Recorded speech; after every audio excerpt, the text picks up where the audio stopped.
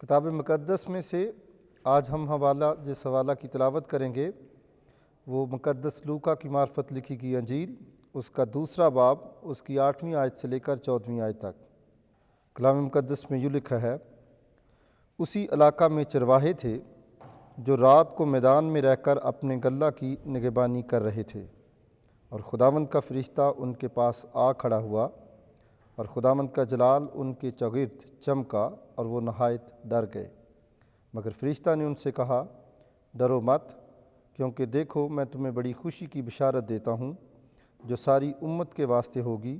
आज दाऊद के शहर में तुम्हारे लिए एक मनज्जी पैदा हुआ है, यानी मसीह खुदावंद, और उसका तुम्हारे लिए ये निशान है कि तुम एक बच्चा को कपड़े में लिपटा और चरनी में पड़ा हुआ पाओगे। और यकायक उस फरिश्ता के साथ आसमानी लश्कर की एक गिरोह खुदावंद की हमद करती और ये कहती ज़ाहिर हुई कि आलम बाला पर खुदा की तमजीद हो और ज़मीन पर उन आदमियों में जिनसे वो राज़ी है सुलह। खुदावंद के पढ़े गए कलाम पर उसकी बरकत हो, आमीन।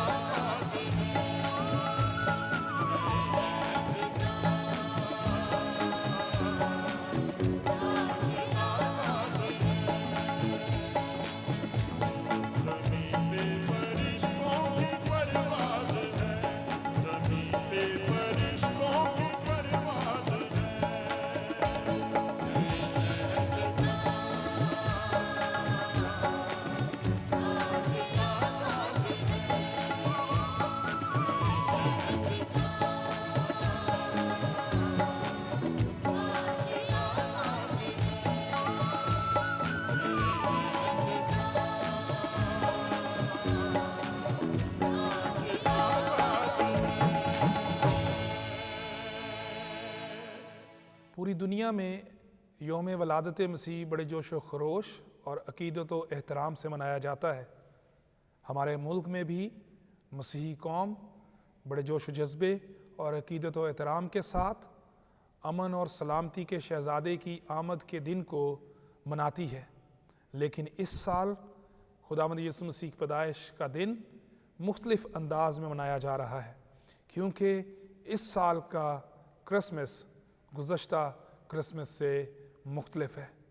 इस साल का क्रिसमस बतौर कौम हमें इस सानहे से रोशनास कराता है और पूरी कौम इस वक्त हालत जंग में है, अमन और सलामती की मुतलाशी है और पूरी कौम इस वक्त दुख और गम की कैफियत में मुब्तला है।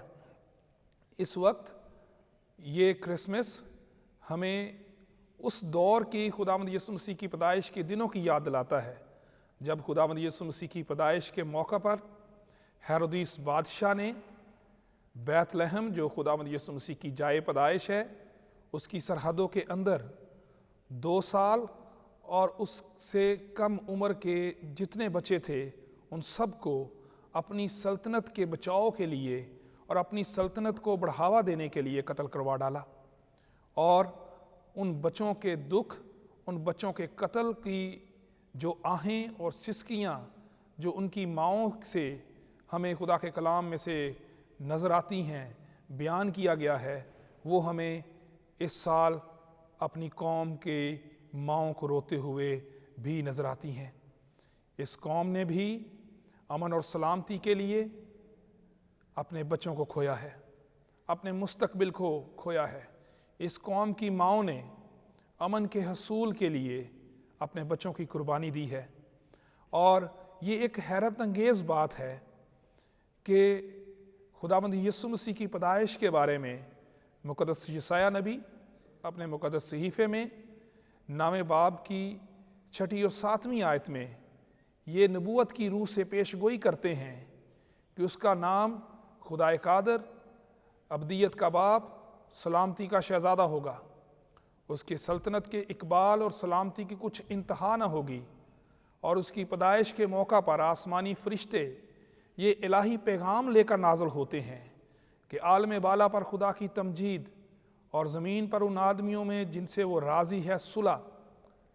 ये ऐसे लगता है कि ये पैगाम और मुक़द्दस नबी की पेशिन गोई और खुदावंद यीशु मसीह के पैदाइश के मौका पर बच्चों का कत्ल और आज के दौर के हालात जो जंगो जदल के हालात हैं, अमन और सलामती के फुकदान की बातें हैं, ये बिल्कुल मुख्तलिफ लगते हैं और हैरत अंगेज़ मालूम होते हैं।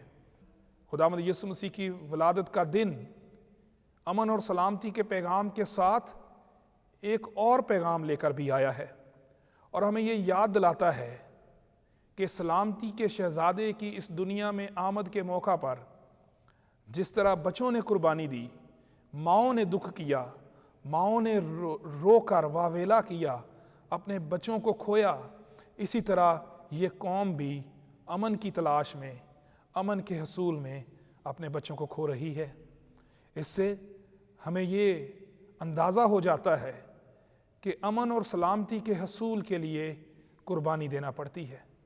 खुदावंद यीशु मसीह की आमद को वेलकम करने के लिए उस वक्त की माओं ने अपने बच्चों की कुर्बानी दी।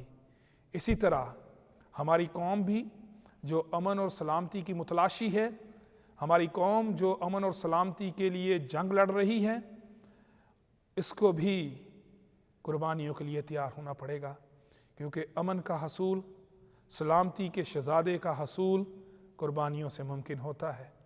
इस साल का क्रिसमस हमें कुर्बानी देने का तकाजा करता है।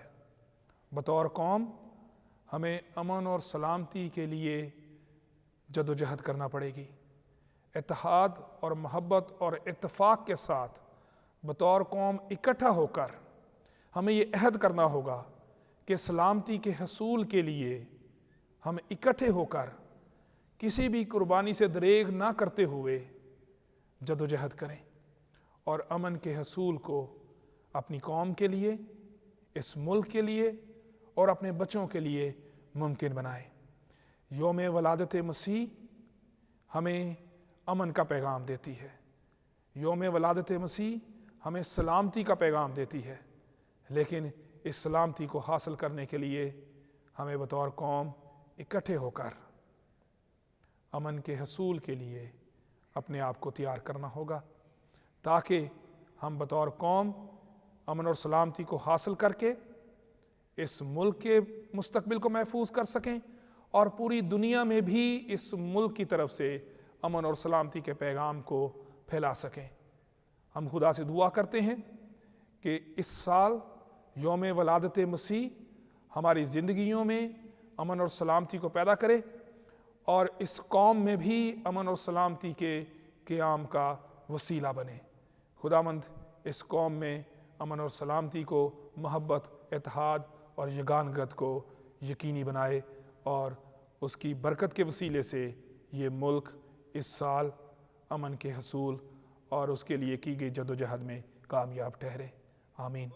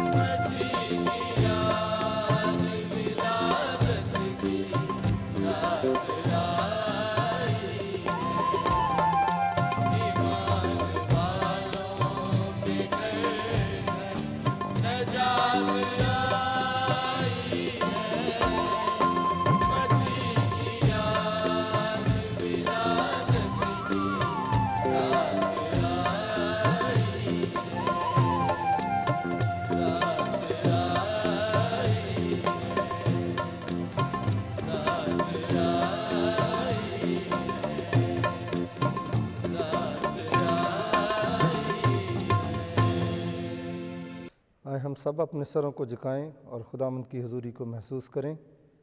कादर मुतलक असली और अब्दी खुदावंद तो जो ज़िंदा खुदा है, हम बड़ी आजिज़ी, इंकसारी और हलीमी के साथ तेरे सामने हाज़िर हैं और तेरा शुक्रिया अदा करते हैं कि तूने हमारी ज़िंदगी में ये मौका बख्शा कि हम तेरे पाक हजूरी में आकर तेरी प्रस्तश कर सकें, तेरी हम दोस्ताइश कर सकें।